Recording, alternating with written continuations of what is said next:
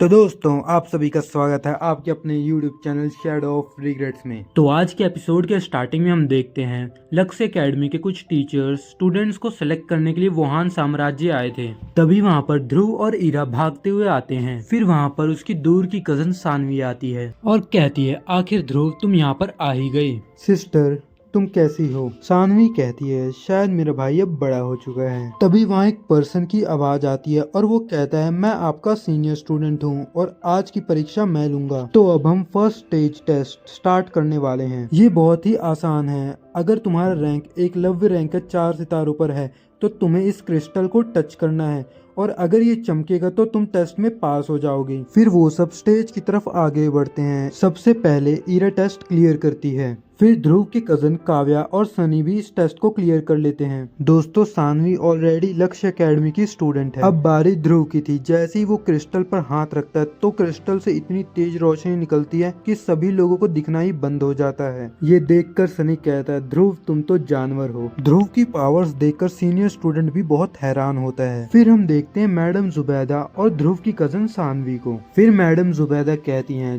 जो भी student select हुए हैं वो मुझे अपनी रैंक बताएंगे जिससे मैं उनका ग्रुप बना सकूं। फिर सारे स्टूडेंट्स उन्हें अपनी रैंक बताते हैं। मैडम जुबैदा सभी स्टूडेंट्स की रैंक एक पेपर पे लिख लेती हैं और कहती हैं तो इस बार की सबसे स्ट्रॉन्गेस्ट स्टूडेंट ईरा है। तभी ईरा आगे आती है और कहती है टीचर यहाँ पर सबसे होनहार ध्रुव है क्योंकि उसने एक साल में ही 0 रैंक से एकलव्य रैंक पर जंप किया है। ये सुनकर टीचर बहुत हैरान थी और ध्रुव से पूछती है क्या ये सच है? ध्रुव कहता है वो तो बस मेरी किस्मत अच्छी थी तभी मैं इतनी जल्दी अपना रैंक बढ़ा पाया। ईरा कहती है टीचर अब आप ही डिसाइड करो कौन ज्यादा स्ट्रॉन्ग है। ये तो किसी चमत्कार से कम नहीं। तभी ध्रुव आगे आता है और कहता है प्रोफेसर मुझे 1 साल की छुट्टी चाहिए। ये सुनकर प्रोफेसर को गुस्सा आता है और वो कहती है हाउ डेयर यू, तुमने अभी तक एकेडमी ज्वाइन भी नहीं करी और तुम्हें इतनी लंबी छुट्टियां चाहिए। माफ करना प्रोफेसर पर इसके पीछे मेरे अपने कुछ रीजन हैं। ठीक है लेकिन तुम्हें मेरी 20 टेक्निक्स को सरवाइव करना पड़ेगा। प्रोफेसर मैं इसके लिए तैयार हूँ।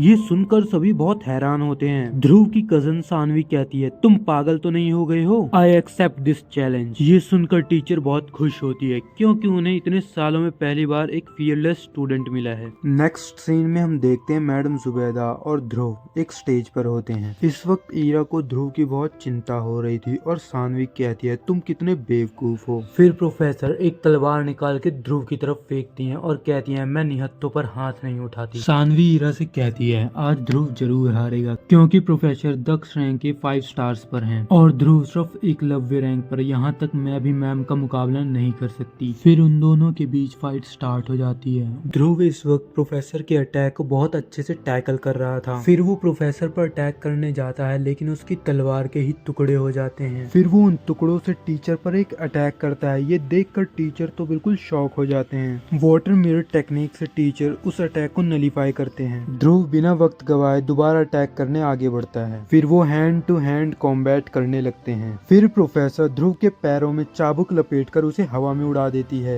फिर प्रोफेसर अपना फाइनल अटैक ध्रुव पर करती हैं जिसका नाम वाटर प्रिजन है। फिर सानवी कहती है ये तो मैम का सबसे पावरफुल और फाइनल अटैक है। यकीन नहीं होता ध्रुव ने मैम को इस हद तक मजबूर कर दिया। ध्रुव अगर तुम इस वाटर प्रिजन से बचकर निकल गए तो मैं खुद तुम्हारी छुट्टी के लिए सिफारिश करूंगी। ईरा और सानवी दोनों ही बहुत परेशान थे क्योंकि ये एक मिड लेवल टेक्निक थी और ध्रुव अभी तक सिर्फ एक लव्य रैंक पर ही था और उसके लिए इससे बचना लगभग नामुमकिन है। प्रोफेसर सानवी को कहती है जाओ उसे बाहर ले आओ नहीं तो वो अंदर ही मर जाएगा। लेकिन तभी हमें ध्रुव की आवाज आती है प्रोफेसर इसकी कोई जरूरत नहीं और अब आपको मुझे 1 साल की छुट्टी भी देनी पड़ेगी। ठीक है मैं तुम्हें 1 साल की छुट्टी देती हूँ। और वो मन में सोचती है ये बहुत ही बहादुर और निडर है। आगे चलकर ये एकेडमी के सबसे होनहार स्टूडेंट्स में से एक होगा। फिर वो चलकर टीचर के पास आता है। ध्रुव तुम बहुत बहादुरी से लड़े और तुमने जीत हासिल की। प्रोफेसर वो तो बस मेरी थोड़ी किस्मत अच्छी थी